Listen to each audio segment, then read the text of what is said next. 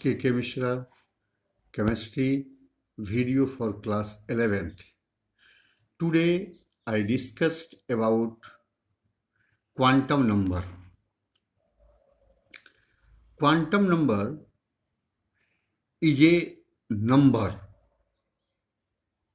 that expressed about the all properties of an atom, of an electron. It means all information regarding the distance, relative distance of electron from nucleus, size of atom, energy of the orbits, number of cell, subcell, shape of subcell, uh, orientation, number of electrons in each orbits and orbitals, all information obtained from the quantum numbers. So, quantum number is of four types. Quantum number is a number that tells us about all information of particular electrons of an atom.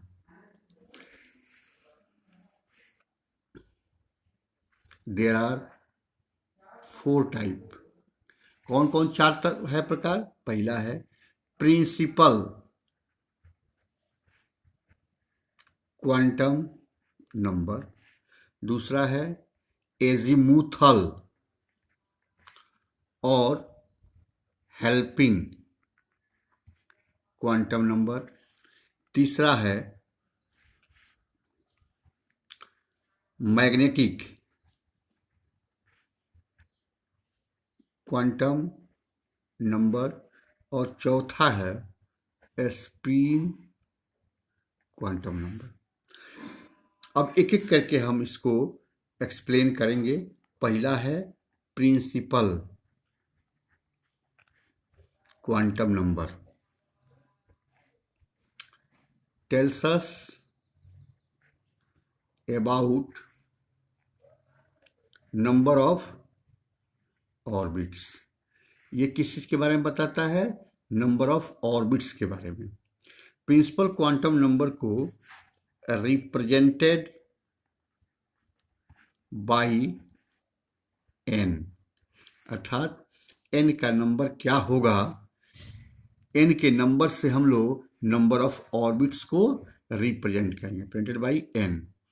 Value of N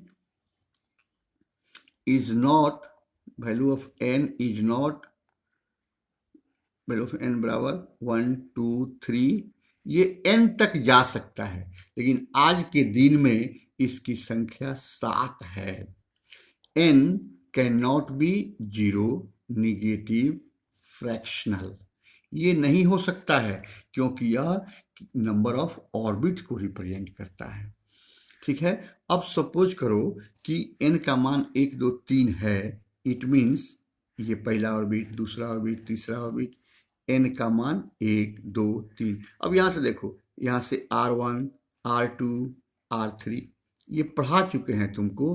अगर किसी atom के electron तीसरे orbit में है और किसी में दूसरे में है, तो किस एटम का साइज बड़ा होगा?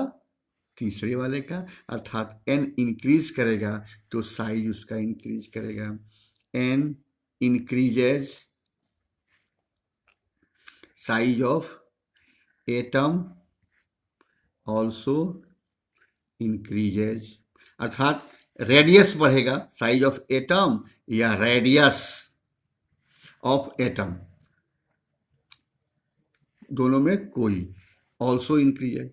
जब साइज बढ़ रहा है या रेडियस बढ़ रहा है तो जानते हो कि एनर्जी ऑल्सो इंक्रीजेज, तो एनर्जी बढ़ेगा। तो इस तरह से हम लोग इसको निकाल सकते हैं प्रिंसिपल क्वांटम। अब देखो रिप्रेजेंटेशन कैसे करते हैं, किसी का n बराबर 1 है, n बराबर 2 है। जैसे हम लोग आउटर इलेक्ट्रॉनिक कॉन्फ़िगरेशन लिखते हैं, उसमें n का वैल्यू निकालना है, जैसे 3s2, तो n का मान क्या होगा 3, 4f5, तो n का मान क्या हो गया 4। जो पहले संख्या दिया हुआ है वह n के वैल्यू को रिप्रेजेंट करता है। ये 3d6, तो n का मान क्या हो गया 3। इस तरह से हम लोग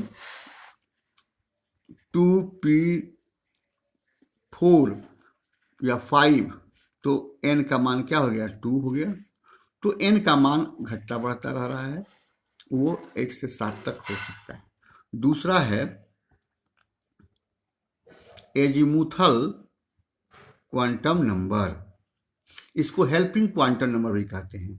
tales us about shape of subshell. यह किस चीज के बारे में बताता है, शेप ऑफ सबसेल के बारे में बताता है। सबसेल कितने हैं, तो number of subshell, number of subshell ये 4 है। कौन कौन 4 है, एस, पी, डी और एफ है। इसका शेप क्या होगा, तो एस का स्फेरिकल, स्फेरिकल, पी का डम्बेल,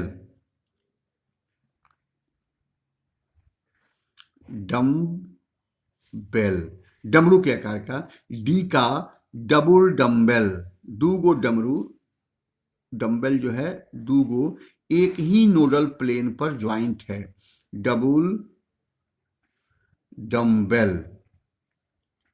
और एफ का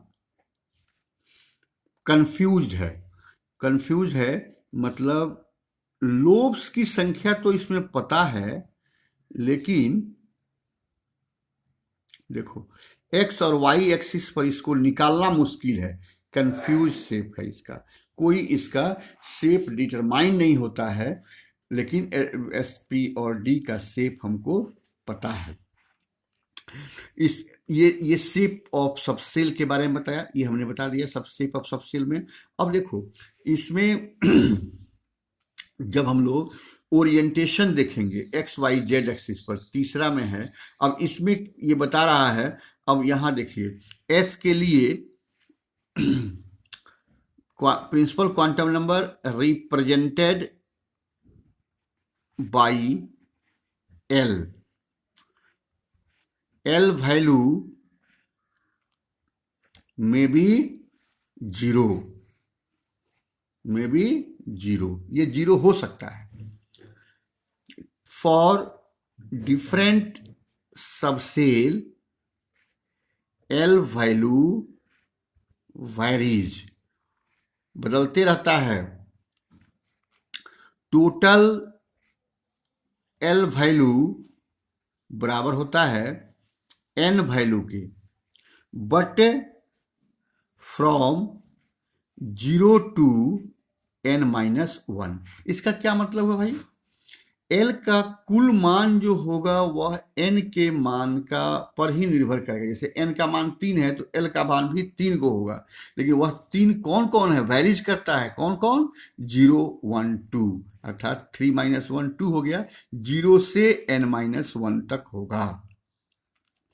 जैसे n का मान यदि 1 है तो एल का मान भी 1 होगा, लेकिन एक मान कौन होगा 0 to n-1, तो 0 हो जाएगा। n का मान 2 होगा तो l का मान 0 और 1 हो जाएगा। n का मान 3 होगा तो l का मान 0, 1, 2 हो जाएगा, और n का मान 4 होगा तो l का मान 0, 1, 2 और 3 हो जाएगा। बस 4 गो सबसेल पाया गया है SPDF, तो 4 ही L का वैल्यू ना होगा। अब L 0 है तो यह किसका कि कौन होगा, स्फेरिकल होगा, और वहां S सबसेल होगा। इसका शेप हमने लिख दिया है स्फेरिकल। अब 0 होगा तो S सबसेल होगा, 1 होगा तो 1 के लिए क्या होगा, P सबसेल होगा, अर्थात कभी भी P सबसेल के लिए इसका डम्बेल, डम्बेल हो जाएगा। यहाँ दूसरा में जा रहा है, दूसरा में भर रहा है, तो ये डी सब सेल होगा और डबल डम्बेल हो जाएगा। और तीसरा है एफ है, तो यहाँ एफ सब सेल होगा और कंफ्यूज शेप होगा। ये वैल्यू आपको इंफॉर्मेशन दे दिया। लेकिन जैसे हमने यहाँ ऊपर में क्वेश्चन दिया है 3s2, तो n का मान यहाँ तो 3 बता दिया था हमने, लेकिन l का मान क्या होगा। अब s के लिए वैल्यू देखो कि l का मान क्या होता है, 0 हो जाएगा। अर्थात जो लास्ट इलेक्ट्रॉन है इसका, वह किस सबसेल में भरा होगा, एस सबसेल में, स्फेरिकल सबसेल में, स्फेरिकल होगा उसका शेप। वहीं तुमको 4f5 है, 4f5 है, n का मान 4 और l का मान क्या हो जाएगा, f के लिए क्या मान आता है, 3 हो गया। वैसा ही आपको 3d6 है, 3d6, n का मान 3 और l का मान क्या हो जाएगा, d के लिए 2। और वहीं आपको 2p5 है, n का मान 2 है और l का मान p के लिए क्या होता है, 1। इस तरह से आप निकालोगे। आपको ये दोनों में हम दे देते हैं क्वेश्चन कि आपको निकाल करके दिखाना है। 6s1, 5f9, 4d7, 3p3, 2s1, 1s1, 5d8, predict n and l values, इसको बताना है आपको। थैंक्स।